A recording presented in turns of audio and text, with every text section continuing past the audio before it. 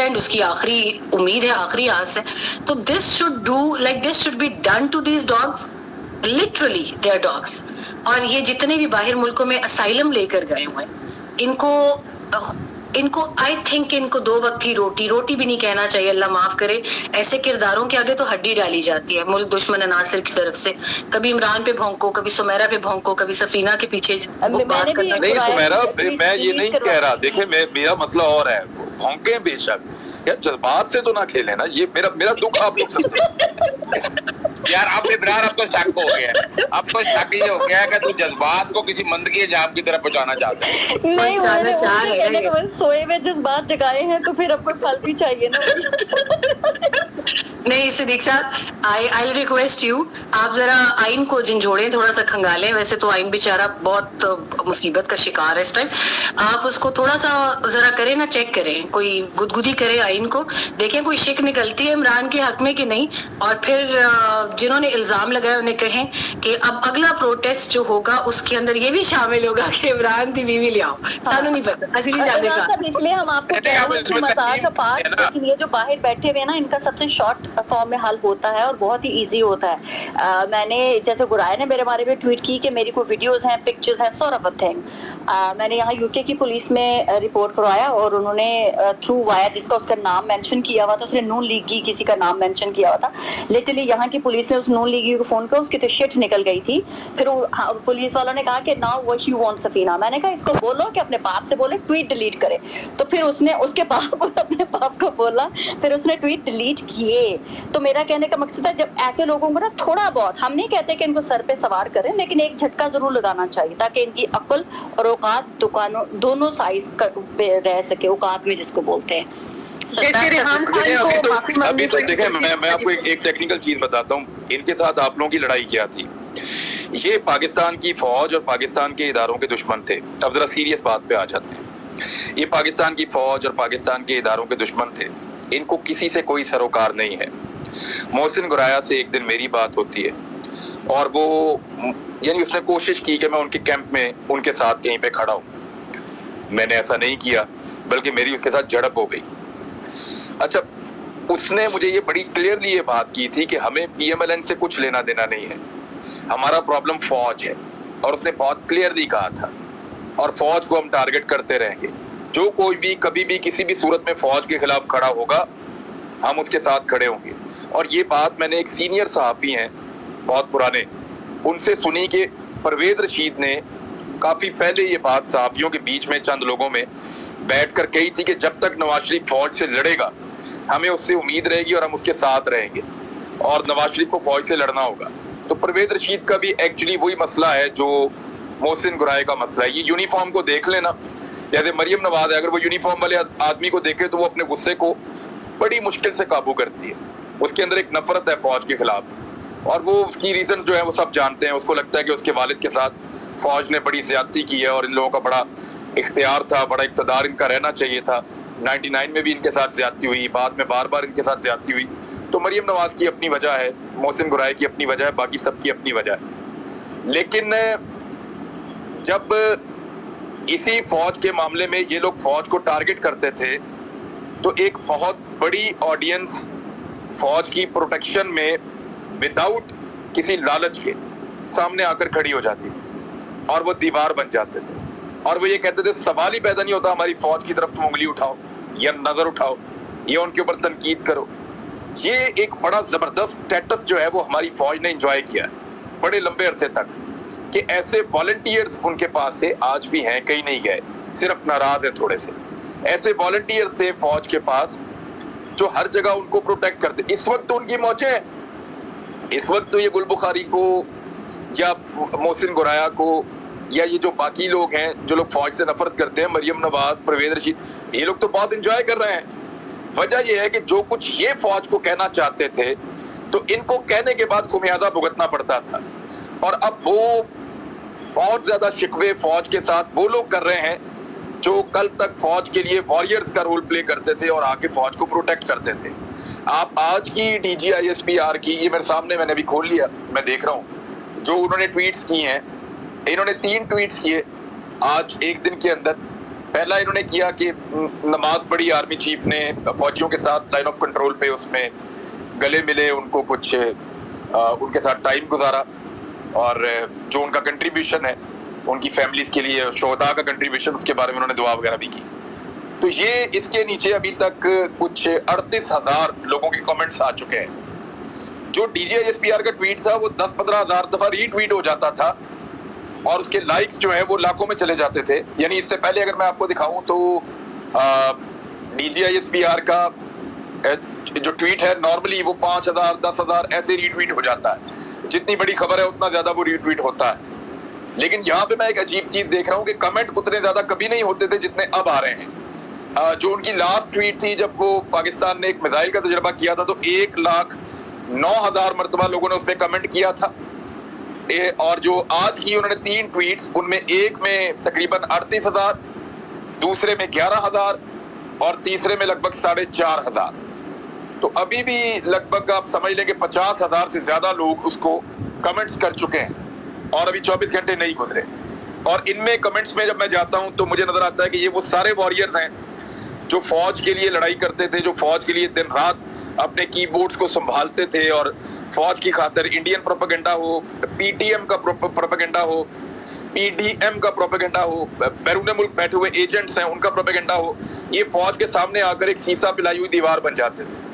ये ज्यादा अकाउंट्स वही हैं, अगर आप 2-4 महीने पीछे चले जाएं तो यही अकाउंट्स आपको फौज को डिफेंड करते हुए नजर आ रहे हैं। लेकिन अनफॉर्चुनेटली पाकिस्तान में हालात ऐसे पैदा हो चुके हैं कि वही लोग जो कल तक फौज को डिफेंड करते थे वो अब डिफेंड नहीं कर रहे हैं।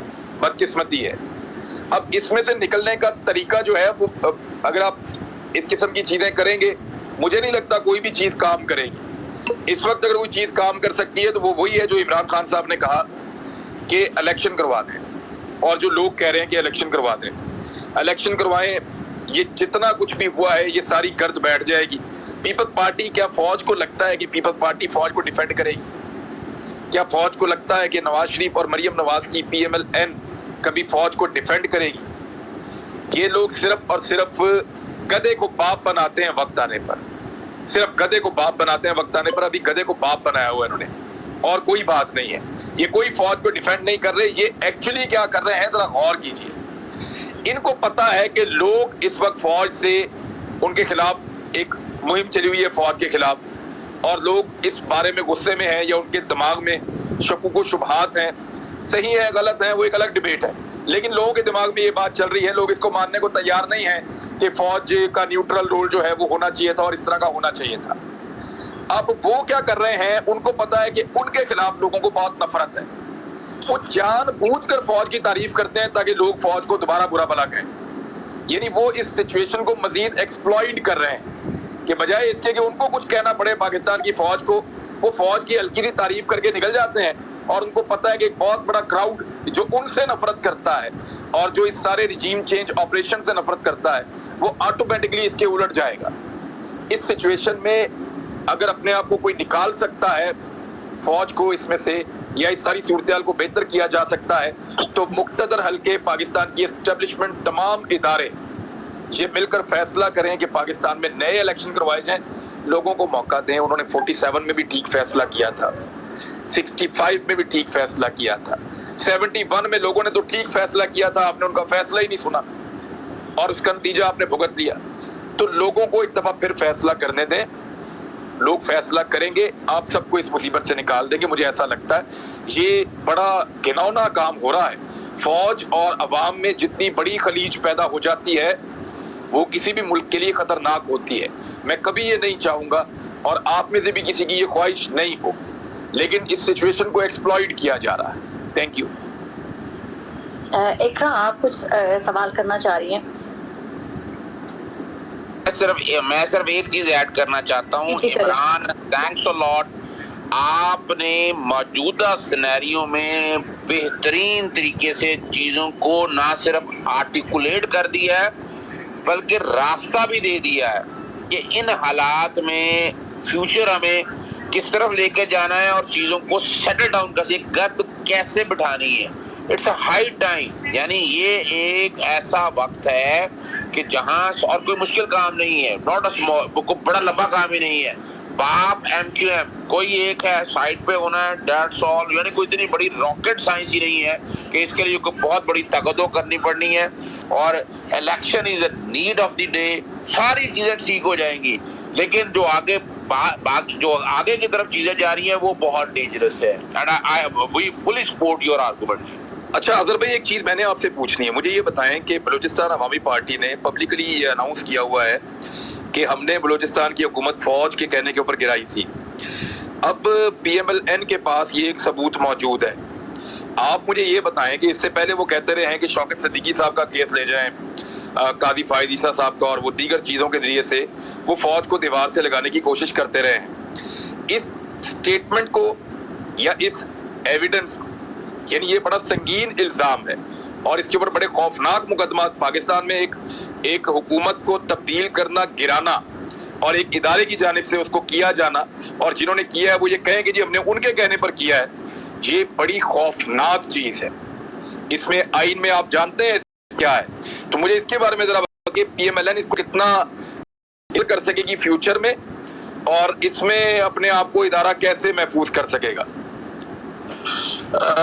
میں نے جیسے عمران آپ بات کر رہے ہو, یہ جتنی بھی حالات اور واقعات جس طرف چل رہے ہیں نا, اس کے ریپریکشن, یعنی میں اوپنلی شاید لیکن ویری ویری ڈینجرس ریپریکشن, اور اس کے نتائج دو طرح سے ہیں. ایک تو فوجداری بھی ہے, اور اپنے طور پر اگر ادارے کے طور پر کچھ ایکشنز لینے ہیں تو وہاں بھی یہ اٹیک کرتے ہیں.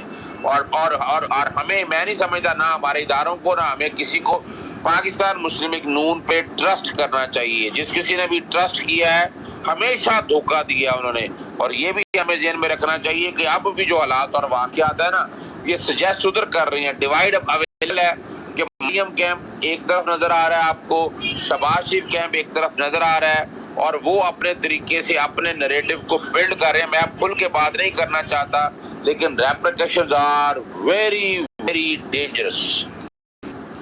اچھا عمران بھائی, ابھی جو آپ نے بات کی ہے نا, یہ جو نون لیگ کے حوالے سے جو فوج کا اور ان کا جو پیار محبت کی دوستی, اور کل آج یعنی کل ہو گئے, کل 2 ٹویٹ سیم ٹائم پہ ہوئے ہیں, میری ٹائم لائن پہ وہ لگا دی ہیں اور ساتھ کمنٹس بھی دے دیے ہیں.